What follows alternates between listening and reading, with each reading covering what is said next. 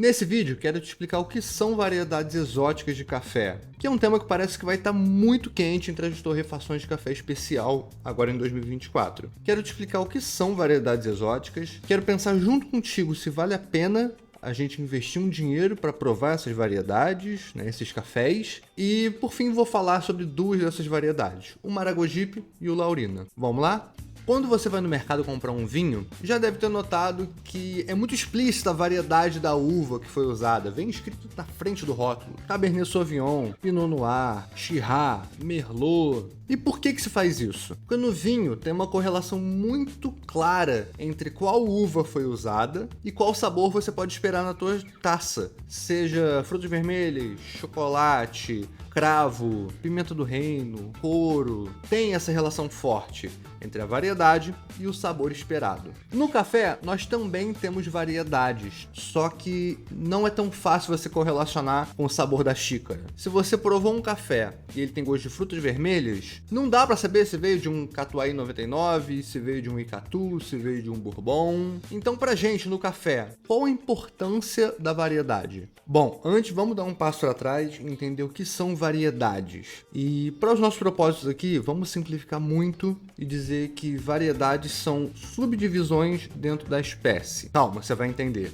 Vamos pensar, por exemplo, na laranja. A laranja pertence a uma espécie chamada Citrus sinensis. Todas as laranjas estão dentro dessa espécie. As variedades seriam os tipos de laranja: laranja pera, laranja seleta, laranja Bahia. Percebe que todas elas têm elementos em comum, que é o que faz a gente olhar para elas e pensar: é laranja. Ao mesmo tempo, cada uma delas tem suas particularidades. A laranja Bahia, por exemplo, aquela grandona, com a casca bem laranjona, grossa, muito perfumada. A seleta já é uma laranja menor, mas que dá muito sumo, que a gente usa para fazer suco. Todas elas são laranjas, mas cada uma vai ter suas características próprias. Isso são variedades. No café, nós temos mais de 100 espécies espalhadas pelo mundo, só que só duas são relevantes para o comércio internacional: o café arábica e o café canéfora. Nesse vídeo eu vou falar só sobre variedade de café arábica. Dentro do Brasil, maior produtor de café do mundo, nós temos aproximadamente 140 variedades catalogadas de café arábica. E olha que curioso, 140 variedades, parece que a gente tem uma diversidade genética enorme, mas já foi mapeado que 97,5% da base genética desses cafés todos vem de só 7 ancestrais diferentes. Ou seja, a diversidade genética do arábica ela é muito estreitinha. E por que isso acontece? Bom, duas razões. A primeira é que o café arábica ele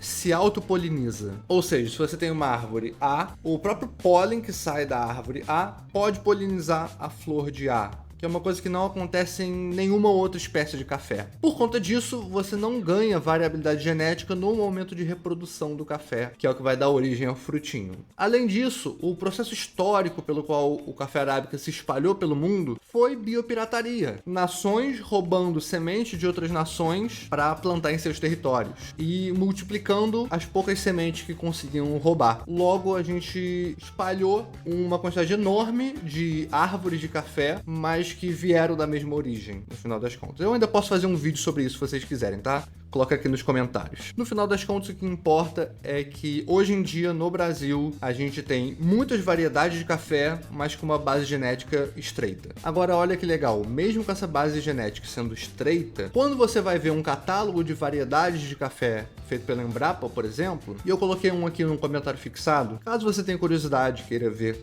você vai ver que entre os pés de diferentes variedades tem boas diferenças. Tem diferença no porte da planta, tem diferença na produtividade, se é mais alta, se é mais baixa, no tamanho médio dos grãos que aquela árvore vai te dar, se ela é resistente à ferrugem e outras doenças, qual a cor do fruto, se a maturação vem mais cedo ou mais tardia nos meses de safra, enfim, várias informações que são importantes para quem está produzindo café. E ainda tem o seguinte, o café vai responder muito ao ambiente onde ele está. Dependendo de como for o manejo desse café, ele vai responder com características diferentes. Manejo é o conjunto de escolhas que o produtor ou a produtora faz em relação àquele café. Se vai plantar os pés mais adensados ou mais espaçados, como vai ser a adubação, como vai ser a irrigação, como vai ser o ciclo de podas. Tá legal? Mas percebe que isso tudo vai interessar quem tá produzindo café. E pra gente que quer falar de sabor, quer beber café, tem importância também a variedade? Percebe que até aqui eu tô falando sobre características dos pés de café, que interessam a quem tá produzindo. E pra gente que tá falando sobre a bebida café, onde que o sabor entra nessa equação? Pensa que a variedade é um pacotinho, um conjunto de características que a planta pode expressar. A genética vai te dizer com quais nutrientes, em que proporção a planta pode rechear o grão. Mas por que pode e não vai? Porque depende do ambiente. Dependendo dos nutrientes que estão disponíveis, da insolação que aquela planta recebe, da hidratação dela, da microbiota do solo e do ambiente ao redor, a planta pode desenvolver plenamente o potencial dela ou viver estressada e não conseguir chegar nesse potencial todo. Isso vai modular em como os grãos são recheados de nutrientes ao longo do desenvolvimento dele. Ou seja, não basta você plantar uma variedade famosa como o Bourbon amarelo. Você precisa cuidar para ela poder expressar toda a qualidade que é possível por conta da genética dela. Ou seja, não basta você plantar uma variedade famosa. Você precisa trabalhar e dar condições para ela conseguir exprimir todo o potencial que tem ali guardado nos genes dela. Não é porque o café é dessa variedade que ele vai ser necessariamente muito gostoso. Tem que ter muito trabalho por trás. Bom, vamos dizer que o café se desenvolveu muito bem e tá lá o frutinho com a semente dentro. Entre você colher esse frutinho e você beber um café na xícara, tem um caminho bem grande, né? E nesse meio do caminho tem duas etapas que podem mudar muito o sabor desse café. A primeira a gente chama de pós-colheita. Depois que você colhe o café, você precisa secar essa semente. E dependendo das escolhas que você fizer durante esse caminho até a secagem, vai mudar a composição química dele. Porque você pode escolher secar o café com a casca, que a gente chama de método natural, ou descascar. E se você descascou, você pode escolher retirar a polpa do café, que é só um pouquinho, mas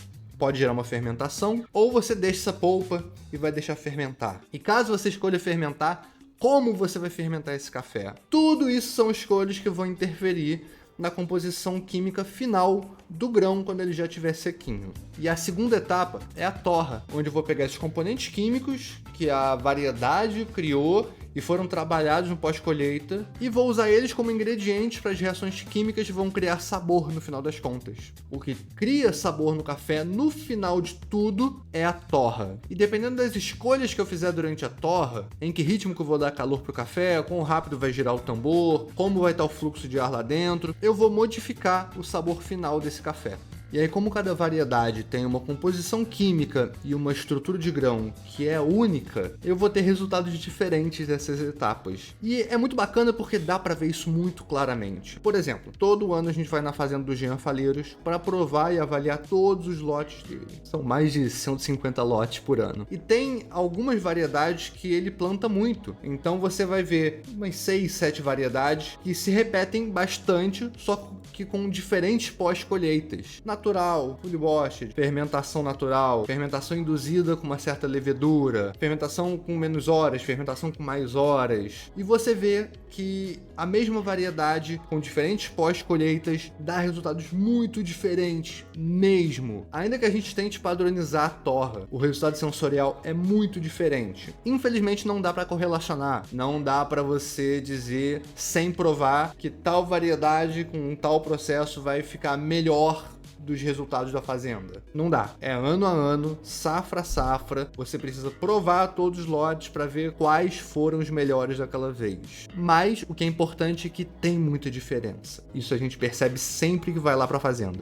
Antes da gente passar para a discussão das variedades exóticas, eu quero só reforçar contigo. Não tenta ser um sommelier de variedades em café. Primeiro porque não adianta só um café ser da variedade X para ele ser gostoso. E segundo, que tem tanta história acontecendo entre o café ser plantado e você estar bebendo ele na xícara, que é improvável que você beba um café, sinta um sabor e possa dizer que ele é um Arara, que ele é um Bourbon ou que ele é um Mundo Novo.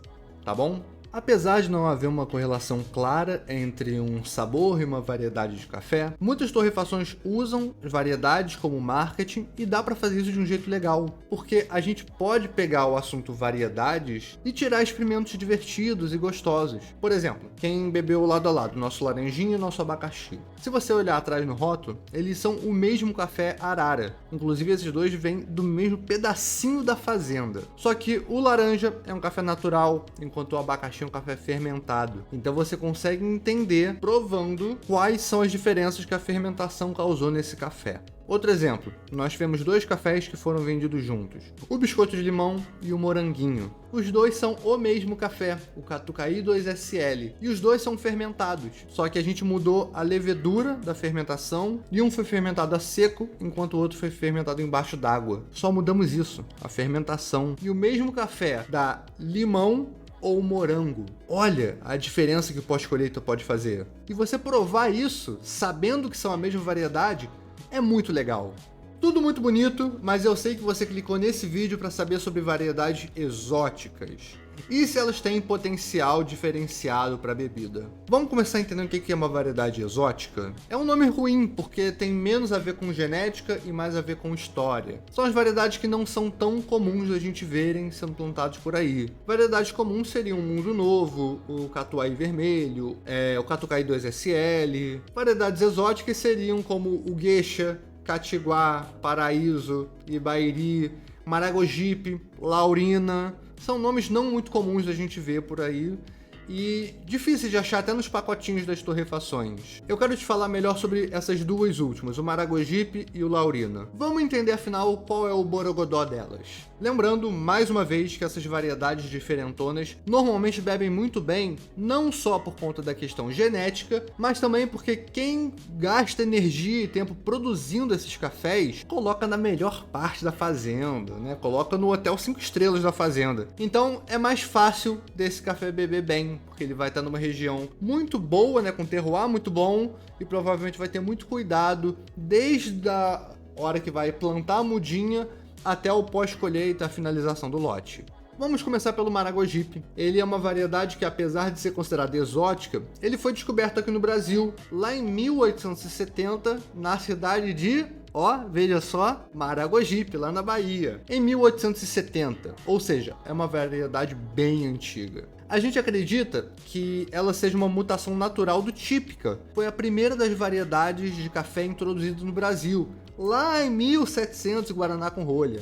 Ele é uma variedade que não tem muita produtividade, ele é suscetível à ferrugem, ele é suscetível a nematóide, a outras doenças, mas ele tem uma característica que chama muito atenção. Ele é enorme, os frutos são enormes, as sementes são gigantes, as folhas são uma lapa de folha, é tudo aumentado nesse café. Você olha numa lavoura e é inconfundível, é muito diferente, se destaca muito. E é legal que o Maragogipe ele vem sendo pesquisado há muito tempo e usam o gene responsável pelo gigantismo dele para melhorar outras variedades, né? Para fazer outras variedades que são mais produtivas e mais resistentes terem sementes com tamanhos maiores. Além disso, ele mostra um bom potencial para bebidas de alta qualidade.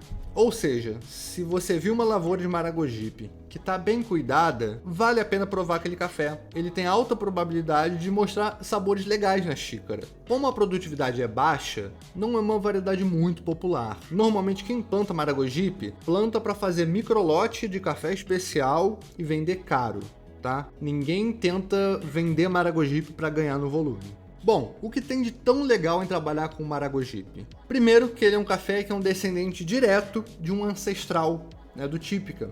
Então, o pacotinho genético dele vai ser bem diferente de uma linhagem de um Catuai ou de uma linhagem de um Bourbon. Daí a gente já pode esperar algumas surpresas no sabor dele. Segundo, que a estrutura física do grão é diferente, uma vez que ele é gigante. Então ele vai responder de uma forma muito única, tanto à fermentação quanto à torra. Aliás, torrar Maragogipe é uma discussão grande na internet, porque o grão é muito grande. Então, como que ele absorve calor dentro do torrador, como que ele vai girar lá dentro. O que muda ele ter tanto mais volume em relação à área dele do que outros cafés. Daí você pode esperar que ele vai ter resultados que são bem diferentes na torra. E resultados diferentes podem significar sabores diferentes e muito gostosos. A segunda variedade que eu quero te falar é o Laurina. Essa variedade não é lá uma grande novidade. Os pesquisadores do Instituto Agronômico de Campinas, o grande IAC, já estudam Laurina desde a década de 1930. O Laurina, ele é uma mutação do Bourbon vermelho e, enfim, chegou aqui faz muito tempo. Só que ela voltou pro hype porque em 2018 uma suíça foi campeã mundial de café filtrado usando um Laurina, que era inclusive brasileiro, tá? E aí todos os holofotes se voltaram para o tal do Laurina. E o que essa variedade tem de mais? Assim como o Maragogipe, ela também tem baixa produtividade, talvez seja até menor. É um café muito suscetível a ferrugem, a nematóide, a outras doenças. Só que ela tem um grande trunfo. Ela é uma variedade com pouca cafeína. O Laurina, em média, mostra metade do teor de cafeína de um café normal. É quase como se fosse um café descafeinado natural. Não é descafeinado, tá? Tem cafeína ali. Só que é metade do que a gente acha normalmente em cafés arábica. Além disso, é uma variedade que costuma mostrar muito potencial de sabores legais na xícara. Ou seja, se você tem uma lavoura de Laurina bem cuidada, bem conduzida, dá uma provada ali porque tem grande chance de você chegar num café que é muito gostoso na xícara, tá? Chegamos então à última pergunta e talvez a mais relevante do nosso vídeo. Afinal, vale a pena você provar um café de uma variedade exótica? Eu, Pedro, te diria que na maior parte das vezes sim, vale a pena. O que acontece? O sabor de um café é algo muito complexo. São vários estímulos e sensações rolando na tua boca, são estímulos surgindo, sumindo, interagindo entre si e vão ter algumas sensações que a gente muitas vezes não vai ter nenhum nome para descrever elas. Talvez elas não estejam no foco da nossa atenção, mas elas constituem muito do que é a experiência particular de um café. E quando a gente pega um café que tem uma genética um pouquinho diferente, a gente está correndo risco de perceber uma sensação nova, um sabor novo que pode ser muito gostoso. Eu falo na maior parte das vezes porque já aconteceu comigo de comprar um café de uma variedade diferentona e na hora de beber não era grandes coisas. Então não feche esse vídeo agora, vai procurar café Geisha ou café Laurina e compra o primeiro, não. Procura uma torrefação da qual você já comprou café, você confia no trabalho deles, porque aí há mais chances da torrefação procurar um café que além de uma variedade exótica é gostoso, dela tá torrando bem esse café e dela ser honesta contigo sobre os sabores que aquele café tá apresentando e se vai valer a pena ou não você comprar esse café. Eu costumo dizer que a relação de um cliente com uma torrefação é baseada em confiança, assim como a relação de um paciente com um médico. Então, na dúvida, vai com uma torrefação que você já conhece, que você já curte o trabalho, que aí a chance de acertar é muito maior. Fechou? Então, um beijo e até o próximo vídeo.